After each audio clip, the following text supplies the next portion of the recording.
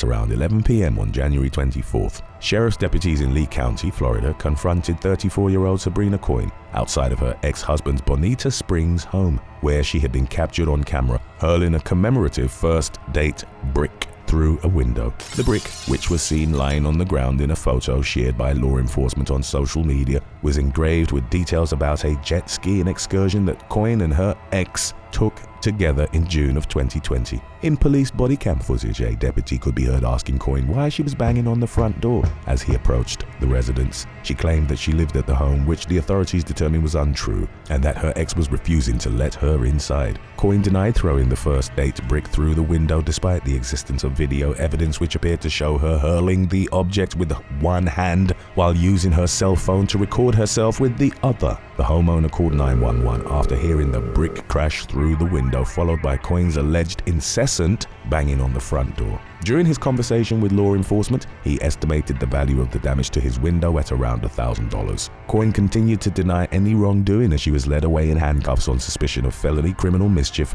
and throwing a deadly missile into an occupied dwelling. According to a court filing from late March, Coyne and the victim both requested and have been granted permission to contact one another as long as their interactions remain non-violent. The case is ongoing. Number 20. Carnael Irene.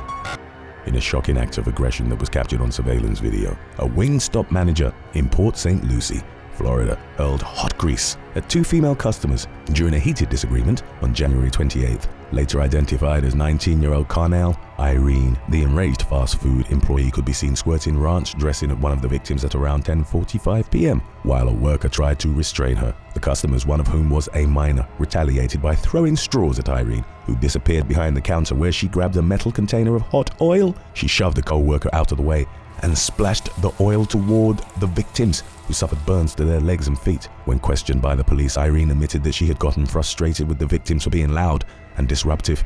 She also accused the patrons of verbally abusing her and calling her broke, and was charged with aggravated battery and aggravated child abuse. Speaking with the New York Post, a Wingstop representative confirmed that the franchise owner had promptly fired Irene upon learning of the incident.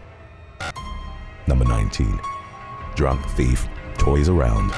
In late January, CCTV footage of a drunken thief trying to rob a Russian convenience store with a toy gun went viral. The botched holdup occurred in the rural municipality of Turantayevo, where a security camera captured video of the balaclava-clad suspect stumbling into the store with the fake firearm in hand. He pointed the phony weapon toward a shelf of bottled liquor while reaching for a bottle of vodka, only to lose his balance and fall head-first over the counter. Even after nearly face-planting, the man remained intent on getting what he came for. In the surveillance footage, he could be seen continuing to reach for the bottle of vodka while kicking his legs in the air in an apparent attempt to maneuver himself back into an upright position. During that time, a customer entered the store and stared at the bungling thief, seemingly baffled by the sight that was unfolded before his eyes. According to police, the suspect managed to eventually free himself and fled the store with the vodka. He was later captured by police, who caught him in the midst of drinking the stolen spirit. Number 18. Michael Esquilin. A drunken joyride in a stolen ambulance ended in arrest for 43-year-old Michael Esquilin, who was arrested in South Tampa on Saturday, March 15th after being surrounded by Florida State Highway Patrol troopers. Dashcam footage, captured by pursuing officers, showed the emergency vehicle swerving between lanes and crossing onto the wrong side of the road while narrowly avoiding collisions with other vehicles. The chase lasted for several miles before Esquilin stopped to guzzle beer at a Tampa Bay intersection, where officers yanked him from the ambulance and put him in handcuffs. According to authorities, he had been drinking for 2 days leading up to the incident and stole the ambulance after emergency medical personnel refused to drive him home in it. EMTs were in the process of transferring a patient when Esquilin drove off in the vehicle. It's unclear how he managed to gain access to the ambulance, and the Tampa Fire Rescue spokesperson reassured the public that the agency would be conducting an internal review to strengthen its safety protocols and prevent any similar incidents from happening in the future. Esquilin faces a laundry list of charges, including fleeing to elude at high speed, DUI, driving with a revoked license as a habitual offender, resisting an officer without violence, grand theft of emergency medical equipment, burglary of an authorized emergency vehicle, and an outstanding unrelated criminal mischief charge out of another county. He has 4 previous DUIs under his belt and reportedly showed a complete disrespect for authority during his arrest, prompting prosecutors to push for high bail. Esquilin's defense attorney urged the judge to release the defendant, arguing that he's unable to afford bail, but the judge deemed him a risk to the community and set bond at $33,513. He remains in custody at the Hillsborough County Jail, where records list him as a transient, and will be required to wear a GPS ankle bracelet and an alcohol monitoring device if he manages to post bond. Number 17. Kevin Musser.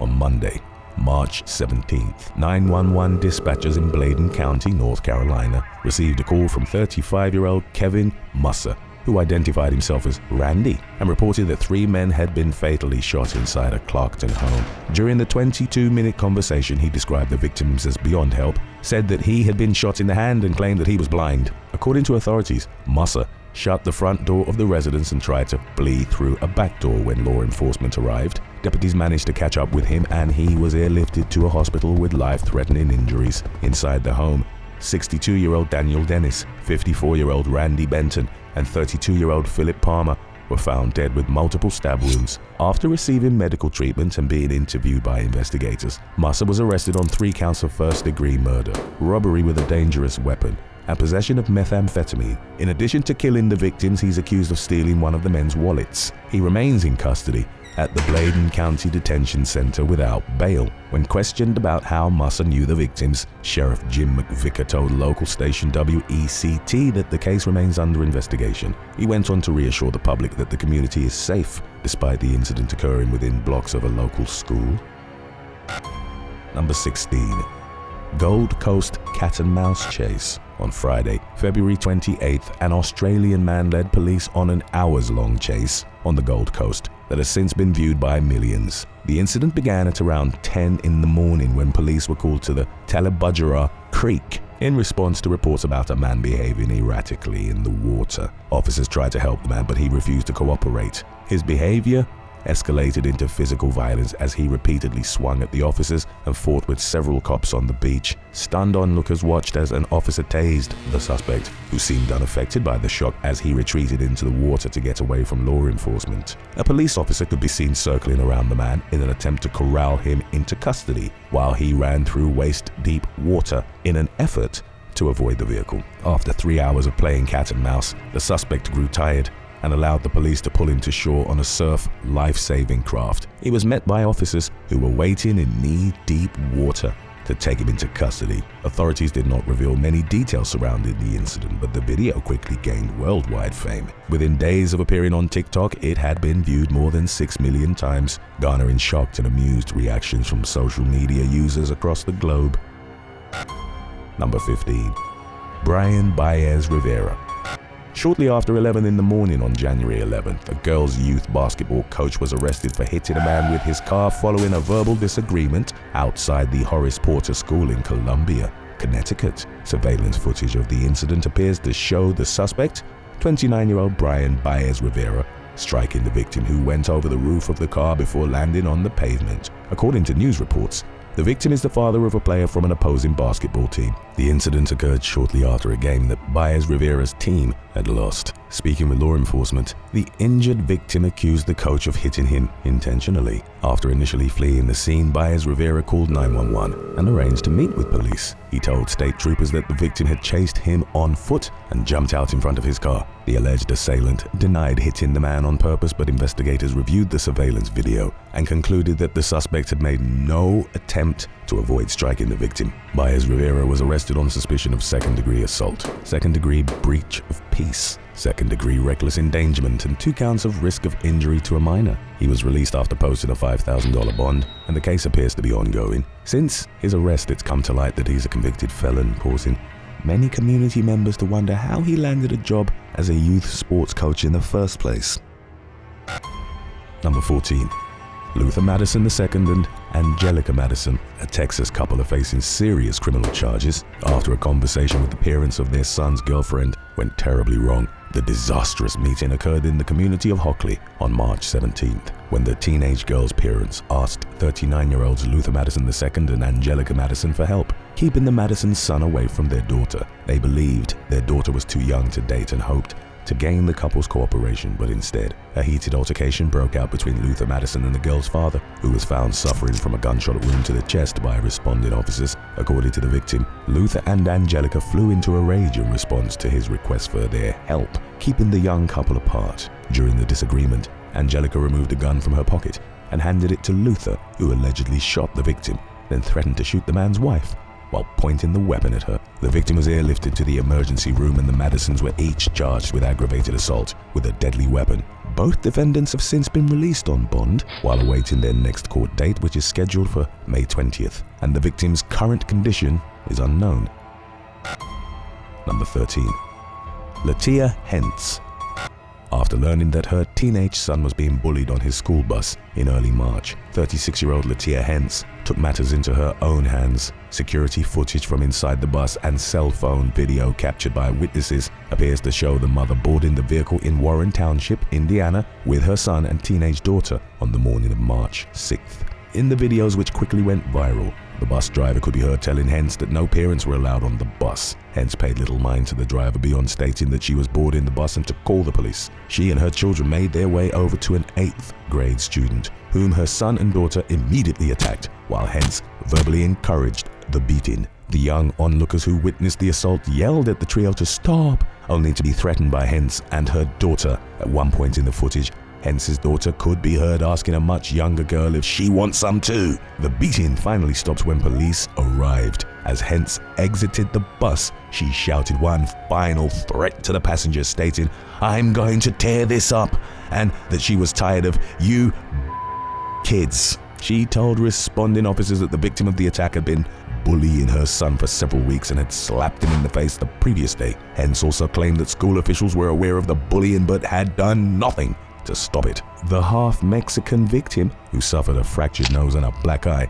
told a much different story, claiming that Hentz's son had targeted him with racist jokes and insults, including comments about ICE. In the initial aftermath of the incident, police arrested Hentz on several misdemeanor charges, which were later upgraded to felony counts of criminal confinement, battery resulting in moderate injury, intimidation, and criminal trespass. While announcing her arrest, authorities said that her children could also face charges. Number 12. Jayvis McClover and Roddrick McQueen. On March 13th, 2 Florida high school students were arrested for attacking their teacher at Dillard High School in Fort Lauderdale. The incident was captured on video, which showed the perpetrators approaching the teacher at around 2:00 p.m. They threatened and began beating the victim, who ended up on the floor in fetal position as the attackers repeatedly punched him in the head and face. In the footage, the teacher could be seen trying to shield himself from the students before one of them got on top of him. A struggle ensued until nearby staff members rushed over and pulled the parties apart. The teacher suffered facial injuries and back pain, and the 19-year-old suspects, Jayvis McClover and Roddrick McQueen, were charged with battery on a public or private education employee. They were both released following their arrests, but are banned from going near the teacher and the school amid their ongoing cases. Number 11. Jose Francisco Herrera Munoz and Angel Gonzales Gutierrez. People are always looking for creative new ways to sneak contraband into prisons, but it's hard not to get caught, as 2 Colorado men recently learned after trying to launch banned substances onto the grounds of a Louisiana federal prison using a compressed air cannon. The type of cannon involved in the incident is often used for launching t-shirts into concert crowds and can typically propel objects more than 350 feet. 18-year-old Jose Francisco Herrera Munoz and 19-year-old Angel Gonzales Gutierrez are accused of attempting to use the device to catapult $112,000 worth of tobacco and nearly $90,000 of methamphetamine over a fence surrounding the facility in Pollock. Deputies with the Grant Parish Sheriff's Office had learned of the plot ahead of time during an investigation. They reportedly caught the suspects red-handed with the cannon in early February, resulting in the arrests of both men on charges. Additionally, U.S. Immigration and Customs Enforcement has placed an immigration detainer on Herrera Munoz, who is accused of being in the country illegally and now faces possible deportation. Number 10. Phony Mourner robs Harlem funeral home. A New York City funeral director had no idea he was about to be violently robbed when a well-dressed thief posing as a customer, visited his business on February 17th. The unidentified suspect pretended that he was interested in making some final arrangements for a deceased individual when he stopped at the Daniels Wilhelmina Funeral Home in Harlem, where he could be seen fist-bumping the 66-year-old director, Daniel Wilhelmina, as he entered the office. At first, the exchange seemed like a typical business-related conversation. Wilhelmina became suspicious when the fake customer told him that he had arranged for his deceased brother's body to be flown to New York from out of state, yet he hadn't selected a funeral home to serve as a destination for the remains. The suspect also claimed he was planning to bury his brother on Staten Island, but couldn't recall the name of the cemetery he had chosen. Then, seemingly out of nowhere, the man brandished a machete, demanded money, and punched the director in the head several times. Wilhelmina later told the New York Daily News that the thief had flashed a badge and accused him of looking at inappropriate images of minors before fleeing the scene with the victim's wallet and cell phone. He also mocked the thieves who reportedly used the victim's stolen cards to buy a pair of shoes and a bottle of liquor, despite having $100,000 worth of his credit at their disposal. Wilhelmina declined medical attention despite his injuries, and police released footage of the robbery to the public in an appeal for information about the suspect. While the actual robber remains at large, authorities have arrested an alleged accomplice, 50-year-old Luis Ortega, who was charged with felony robbery and misdemeanor assault. He's currently being held at Rikers Island in lieu of $50,000 bail or $90,000 bond, while the search for his co-conspirator continues. Number 9. Raymond Carey. New Jersey pet store owner Katarina Rukavishnikova was working at her business in Saddlebrook on February 17th when an assailant shot her in the face with a crossbow in a seemingly random attack. The suspect, 53-year-old Raymond Carey, was long gone from the scene by the time officers arrived. He was captured the following afternoon in the coastal town of Pine Beach and is facing multiple charges, including first-degree attempted murder. Rukavishnikova was injured, but she didn't let it stop her from returning to work the following day. According to reports, she described Carey as a regular customer who stopped at the store once a month to buy parrot food. She said that the suspect had crouched in an aisle and popped out in a completely unexpected fashion before shooting the arrow at her. Wearing a scarf to cover her wound, Rukavishnikova told NJ.com that the incident was unrelated to the theft of her $7,000 African grey parrot, which had made news headlines weeks earlier. In the previous incident, which occurred on January 23rd, a suspect, later identified as 24-year-old Onyx Calderon, entered the store and asked Rukavishnikova several questions about the parrot, making her believe that he was interested in buying it. Then, seemingly out of nowhere, he picked up the cage and fled, causing Rukavishnikova to fear for the pricey bird's life. Police recovered the stolen parrot in Madison after receiving a tip, and Calderon was charged with theft but has not been arrested. The bird has since been sold to a paying customer, and authorities have appealed to the public for help locating Calderon, who appears to be on the run from law enforcement. Number 8.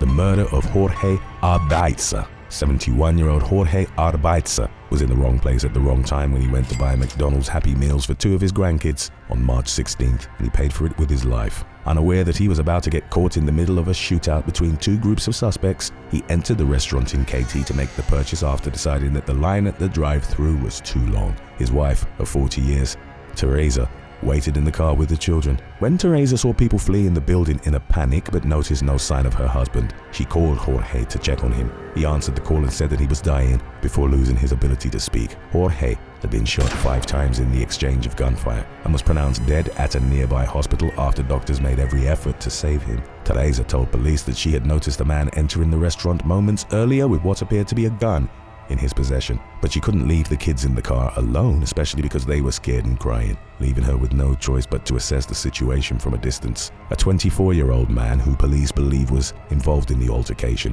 was also shot and survived, later identified as Antoine Ridge. He was on probation in Florida and was wanted on an unrelated felony charge at the time of the shooting. He has since been charged with murder and is currently behind bars at the Harris County Jail with bond set at more than $1 million. His next court hearing is scheduled for June 10th. The remaining suspects fled the scene in 2 vehicles and no additional arrests have been made. Number 7. Colton Jansen. A Wisconsin man was apparently on a moral mission when he torched a gentleman's club in the town of Elk Mound. on January 18th. According to police, 25-year-old Colton Jansen broke into Shooters Showgirls and lit a tissue box on fire using a propane torch. Police and firefighters responded to the scene at 5 o'clock in the morning after being alerted to the blaze by passing motorists on nearby Interstate 94. They arrived to find the establishment engulfed in flames. No one was injured in the fire, but the club was forced to close due to the damage. Security footage appeared to show Jansen trying to break into an ATM and a stuffed animal claw machine with a metal bar before setting the business ablaze. He initially denied any involvement in the crime, but eventually confessed after being confronted with the video evidence. The accused arsonist told police that he started the fire because strip clubs go against his beliefs, and he thinks these types of businesses are disgusting. Inside his car, investigators found a torch that they believe was used in the crime, and a pair of boots matching the suspect's footwear in the security footage. Jansen is currently out on bond while facing charges of burglary, arson, and possession of burglarious tools. Records show that he has no previous criminal record in Wisconsin aside from a minor traffic case out of Pierce County for speeding in 2023. Number 6. Uriel Isaac Cortes Gonzalez. On Sunday, February 9th, a youth ice hockey game at the Kraken Community Iceplex in Seattle was interrupted by the father of a player who was accused of walking out onto the ice and assaulting 2 teenage referees. Later identified as 42-year-old Uriel Isaac Cortes Gonzalez, the disgruntled dad could be seen forcefully shoving the victims in a seemingly unprovoked fashion while they stood to the side of the main playing area during a break. Onlookers could be heard shouting in disgust. In viral footage of the incident, and the suspect wasted no time fleeing the scene, officers were quick to catch up with Gonzalez, who was arrested at a traffic light near the arena. He claimed that an opposing player had assaulted his son during the game and that the referees failed to intervene. His wife backed his story and even shared video of the alleged attack, but police apparently disagreed about what was depicted in the footage, stating in a report that there was no evidence that Gonzalez was defending his son. Multiple eyewitness accounts supported the victim's version of events, and Gonzalez was charged with 2 counts of assault. In the arrest report, an officer wrote that the attack on the referees was especially egregious due to the size and age differences between the victims and the suspect. Gonzalez was subsequently banned from attending any USA Hockey-sanctioned events. His arrest came amid lawmakers' attempts to pass new legislation protecting referees, who are often targeted by overzealous sports fans and parents. The law would allow for heightened punishments against offenders, including up to 6 months in jail. Number 5. Michael Lupolover.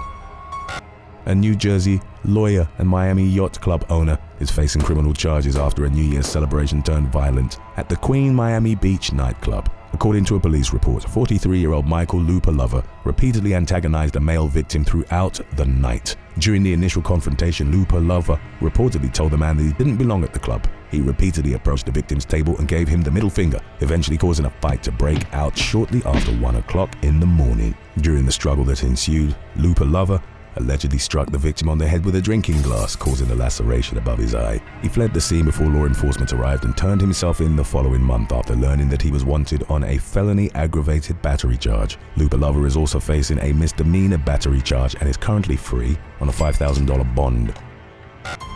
Number 4. Javon Brown.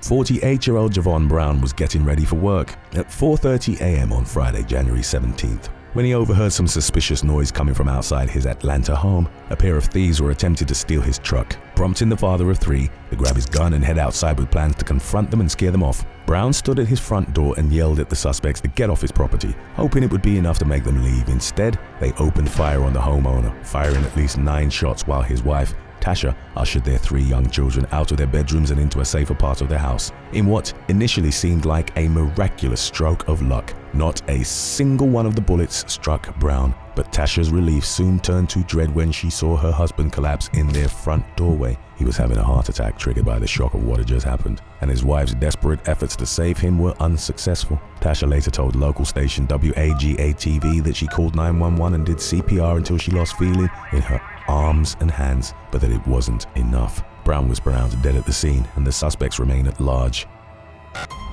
Number 3. Giovanni Bubenik. A homeless Florida man was critically injured, but lucky to be alive after being bludgeoned with a shovel at a transient camp in DeLand. In mid-March, the suspect, identified by police as 29-year-old Giovanni Raphael Bubenik, is accused of striking the victim in the head multiple times before digging a grave with the intention to bury him in it. Police were called to the scene on March 15th by a woman at the encampment who called 911 after hearing what sounded like a person being hit repeatedly and finding the victim covered in blood outside her tent. Nearby deputies noticed the hole that Bubenik had dug and began interviewing witnesses to piece together what had happened. In the meantime, the victim was taken to the hospital. He has since regained consciousness, but doctors believe he will likely suffer long-term brain damage and memory loss. According to members of the encampment, the victim had been staying at the wooded site for about a month following his release from prison. During that time, he and Bubenik had gotten into multiple heated altercations due to the victim's alleged arrogant and abrasive nature. Police tracked Bubenik down at a local residence and arrested him on suspicion of first-degree murder and resisting an officer without violence. He's currently awaiting his arraignment from behind bars at the Volusia County Jail,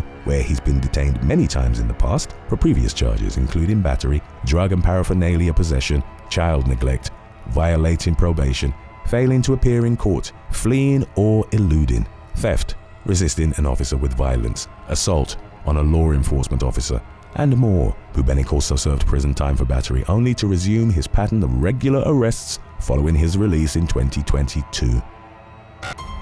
Number 2. Andrew Dutil.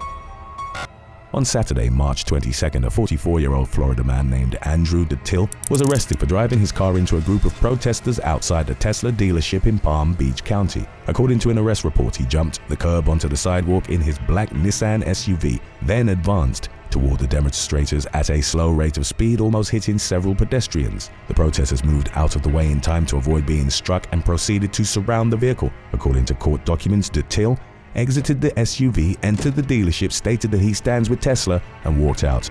No one was injured in the ordeal, which was captured on video by several onlookers, and Dutil was taken into custody without incident. Karen Holland, who was attending the peaceful demonstration, told investigators that Dutil had driven past the gathering earlier that day while yelling at the group. She said she feared for his life when he returned to the scene and drove onto the sidewalk, and that she believed Dutil would have hit her if she hadn't moved out of the way. Another woman provided a similar statement, and these claims were supported by multiple witnesses. A probable cause affidavit states that Dutil waived his Miranda rights and agreed to speak with law enforcement, but information about the conversation was redacted from public view. Dutil was charged with aggravated assault with a deadly weapon without the intent to kill. He posted a $50,000 bond and was released from the Palm Beach County Jail 3 days after his arrest.